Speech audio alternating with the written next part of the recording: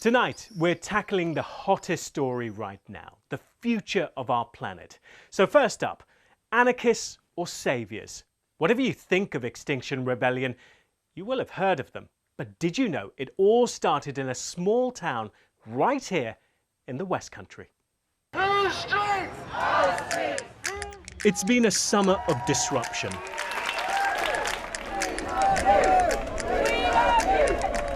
People from all over the country are joining in. Humanity is on the brink of extinction.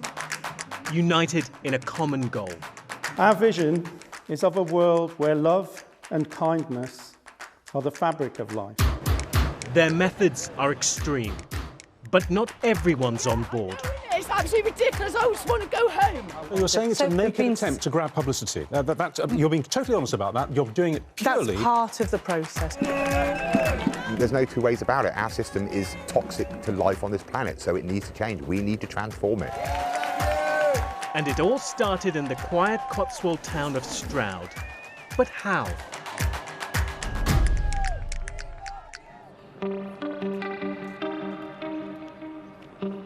It's 9 a.m. Gayle Bradbrook and some friends are on their way to an Extinction Rebellion demo in Bristol. I'm Dr. Gayle Bradbrook. I have a PhD in molecular biophysics. I'm one of the co-founders of Extinction Rebellion. I've always been interested in how things change, in social change. I was involved in the animal rights movement as a young woman.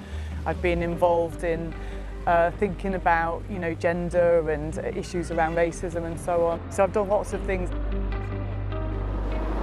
Yeah, it's just some updates on the police situation. Said they've let a delivery truck through, but now agreed that only emergency vehicles are through. One of the main jobs I do is around finance, trying to make sure that teams have got access to money. And I suppose for other people it feels quite magic where the money arrives from, but from my side of things it's a bit of a sweat. I'm just trying to get Gayle to the boat because she's talking like now. I've been focused on trying to start civil disobedience since 2010. And I've tried many things and they didn't work. So I actually went off on a retreat and prayed in a deep way with some psychedelic medicines. It was a really intense experience. And I actually prayed for something I call the codes for social change. I thought there must be something that I don't understand. And within a month, my prayer was literally answered. I know it sounds a bit odd, but I did know since being 9 that there was something going to come. And I've been preparing. There's our Gayle. Hey, welcome everybody. You look gorgeous. You look so beautiful. We started this thing, like in my house, it was like 12 of us or something saying, let's do this thing. And then within a year, this movement's gone global. It's been an incredible journey. We've got about 100,000 people on the database in the UK and we reach about 1 million people with the social media. We've got 130 groups across the UK. We're in 59 countries and it's growing all the time. This is mugwort, taking just a wee bit from each stalk and stem. Simon Bramwell is another of the co-founders of Extinction Rebellion. He's Gayle's ex-partner and also from Stroud. I love nature very deeply.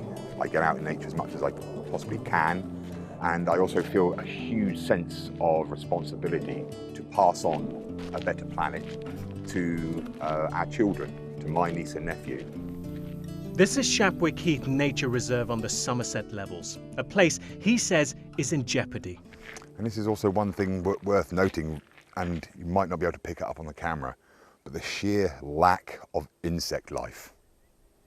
I mean, it's like a gunshot, just the sheer absence of insect life at the moment. It started for me 2015 when I was part of a campaign in Bristol to try and save land. They basically wanted to build the Metrobus system and destroy some allotments up at Stapleton Road in Bristol. And we took to the trees, and for 8 weeks during the winter we tried to raise as much public awareness as possible of it. We tried to challenge the mayor at the time, Ferguson, and unfortunately we were evicted from the land, the trees were cut down, and the sense of loss from that was absolutely acute for me. And I realised there's got to be a different way of doing this.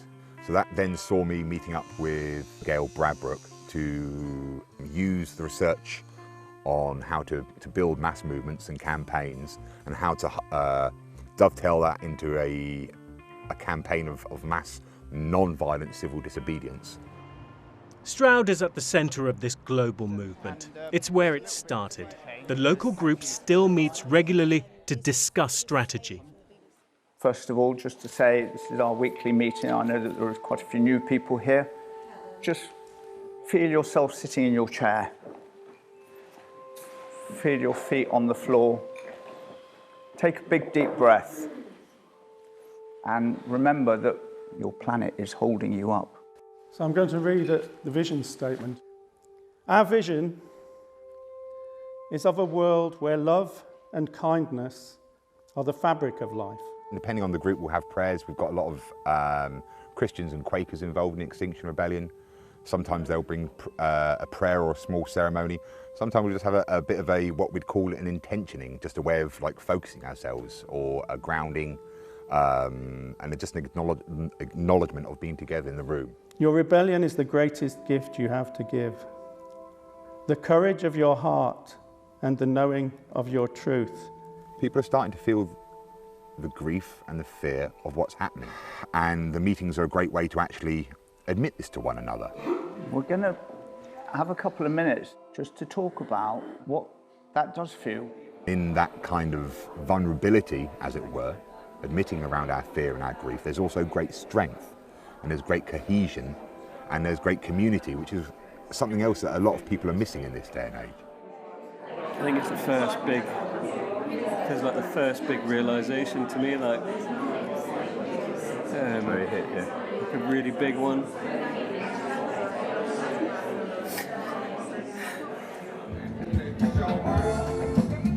Simon's not at the Stroud meeting, but he shows up in Bristol at what they're calling Operation Mushroom, a 5-day mass protest in cities across the UK. It's more or less like mycelium.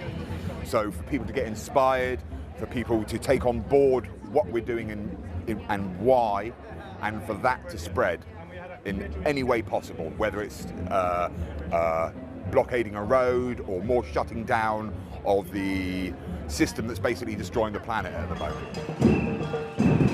Extinction Rebellion have 3 demands. They want the government to be transparent about climate change, make the UK carbon neutral by 2025, and to set up a citizens' assembly on environmental policies. In Bristol, tempers are flaring as protesters block major roads. Think about this before they actually do these stupid things, yeah? No, I'll tell you something now. I'll leave my car parked there and I'll start walking out for my medication if you do not let me through to get my medication. I left house at 7 o'clock this morning and I work for NHS and I can't even get to the hospital. You're allowed a right to speak in public, but don't block a main city road when people are trying to get places. I've got a toddler at home I'm trying to get back to.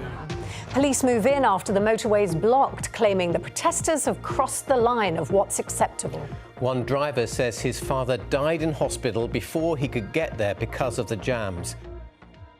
My mum's quite ill. She's in a lot of pain. She's disabled. I know how I'd feel if I didn't make it to her bedside during her death. And I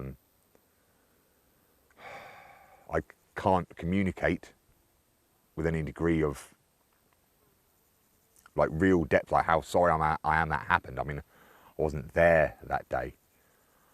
But again, trying to communicate to people what's the alternative. We've become so siloed in the way we think, where the media will pick up on something like that, and yet we've got a situation where tens of thousands of people are dying each year in Britain from air pollution. We've studied in great detail the literature about how to help things to change. You have to be disruptive, unfortunately. You can do it respectfully and peacefully, but it's only by being disruptive that you get people to have a conversation about the issue. We are killing life on Earth. We're in the 6th mass extinction event, and it's possible that human beings will go extinct. We're in a culture that doesn't want you to think about that. It's keep your head down, keep working, keep stressing about making ends meet.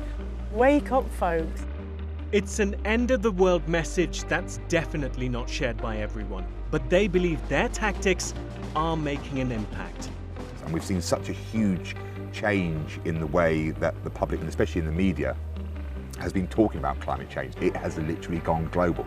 I don't think any of us thought that it would have happened this quickly, but we certainly dared to dream it, yes.